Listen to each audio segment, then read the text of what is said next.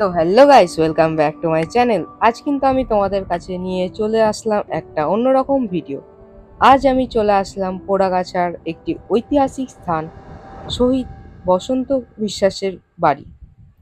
তোমরা কিন্তু সবাই কম বেশি তরুণ শহীদ বসন্ত বিশ্বাসের সম্বন্ধে জানো।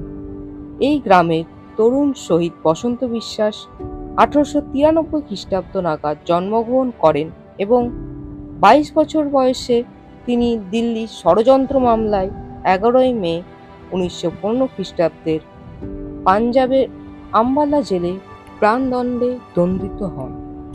এখানে তোমরা দেখতে পাচ্ছ সত্ত্বেও বসন্ত বিশ্বাসের খুবই সুন্দর স্মৃতিসৌধ।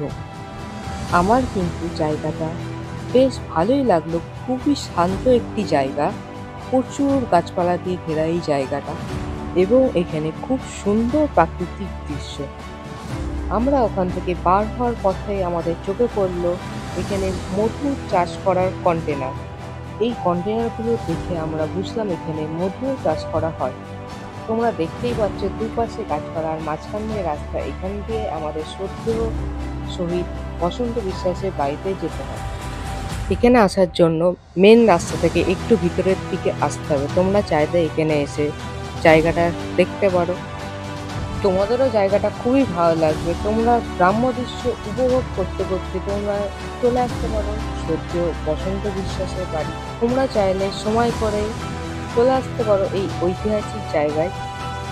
আমার এই প্রথম ঐতিহাসিক ভিডিও তোমাদের কেমন লাগলো প্লিজ কমেন্ট সেকশনে জানিও। আর কোনো ভুল ত্রুটি থাকলে সেটাও আমাকে কমেন্ট সেকশনে জানিয়ে দিও। আর ভিডিওটি ভালো লাগলে please like, comment, share and subscribe.